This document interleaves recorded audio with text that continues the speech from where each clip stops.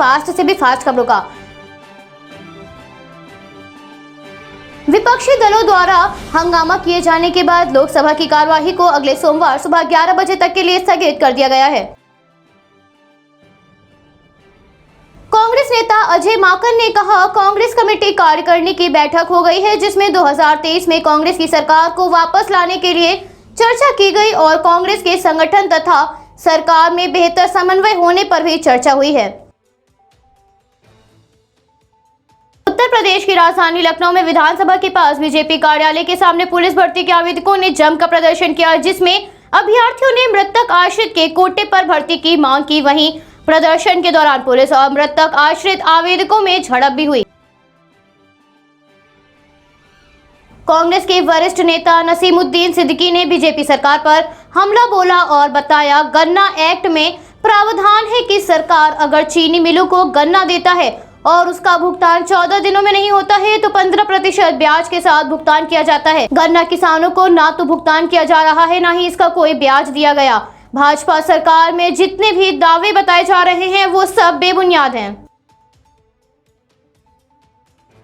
राजधानी लखनऊ में एक बार फिर दबंगों का बोलबाला नजर आया। गुंडबा थाना क्षेत्र स्थित सेक्टर 1 के मकान में ताला तोड़कर घर में घुसे दबंगों ने जमकर तांडव मचाया और घर का सारा सामान तोड़ फोड़ कर बाहर फेंक दिया, तो वहीं परिवार को कमरे के अंदर बंद कर दिया गया था। सूचना मिलने पर पहुंची पुलिस मामले की जांच कर रही है। लखनऊ के इको गार्डन में प्रदेश भर से आए हजारों की संख्या में एम्बुलेंस कर्मियों ने अपनी मांगों को लेकर जमकर प्रदर्शन किया। वहीं दूसरी ओर सरकार ने कर्मचारियों को 24 घंटे के अंदर काम पर लौटने का अल्टीमेटम दिया है। लखनऊ हरदोई राजमार्ग पर जल भराव और गड्ढों की वजह से एक बार फिर एक गंभीर हादसा हुआ, जिसमें गड्ढे की वजह से एक पिकअप पलट गया। प्रशासन की लापरवाही के कारण आए दिन राहगीर चोटिल हो रहे हैं। उत्तर प्रदेश में पिछड़ा वर्ग कल्याण एवं दिव्यांग सशक्तिकरण तथा जनपद प्रभारी मंत्री अनिल राजभर ने जनपद भ्रमण कार्यक्रम के दौरान विकास खंड फखरपुर में भाजपा जिला अध्यक्ष श्यामकरण टेकड़ीवाल आदि लोगों ने 9 सामुदायिक शौचालयों और 6 पंचायत भवनों का लोकार्पण किया। जनपद बहराइच के रुपड़िया थाना क्षेत्र में बीती रात करीब 4 बजे बिजली करंट की चपेट में आने से 3 मवेशियों की मौत हो गई। उत्तर प्रदेश के मंत्री अनिल राजभर जनपद भ्रमण कार्यक्रम के दौरान भाजपा जिला अध्यक्ष श्यामकरण टेकड़ीवाल व अन्य के साथ विकास खंड रियासी अंतर्गत 11 सामुदायिक शौचालयों व 2 पंचायत भवनों का लोकार्पण किया गया। आगामी चुनाव के मद्देनजर सपा कार्यकर्ताओं ने गोलागंज बोर्ड नगर अध्यक्ष सुशील दीक्षित के नेतृत्व में झंडा लगाओ सरकार बनाओ कार्यक्रम का आयोजन किया, जिसमें गोलागंज वार्ड के पार्षद प्रत्याशी मोहम्मद फैजान उर्फ बाबू तथा रविदास मेहरोत्रा के साथ बड़ी संख्या में सपा कार्यकर्ता मौजूद रहे। जनपद बहराइच में मुख्यमंत्री सामूहिक विवाह योजना अंतर्गत विकास खंड मिहीपुर व शिवपुर और तेजवापुर में सामूहिक विवाह कार्यक्रम आयोजित किया गया, जिसमें 122 जोड़ों का विवाह संपन्न कराया गया। बिहार में हुई मेयर की हत्या पर लोजपा नेता चिराग पासवान ने कहा, बिहार में अपराध अपनी चरम सीमा पर पहुंच गया है। जिस तरह से मेयर की गोली मारकर हत्या कर दी गई, ये दिखाता है कि अपराधियों का मनोबल बढ़ा है। हरियाणा के हथनीकुंड बैराज से अधिक मात्रा में पानी छोड़े जाने के बाद दिल्ली में यमुना नदी का जल स्तर बढ़ गया, जो चिंताजनक है।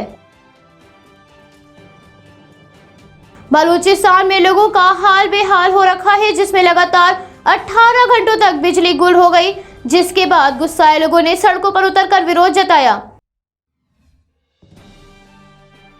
राजस्थान सरकार में चल रही खींचातानी पर केंद्रीय मंत्री अर्जुन राम मेघवाल ने कहा, राजस्थान सरकार 2 खेमों में बटी हुई है, जिससे जनता परेशान हो गई है और कानून व्यवस्था पूरी तरह से बिगड़ चुकी है।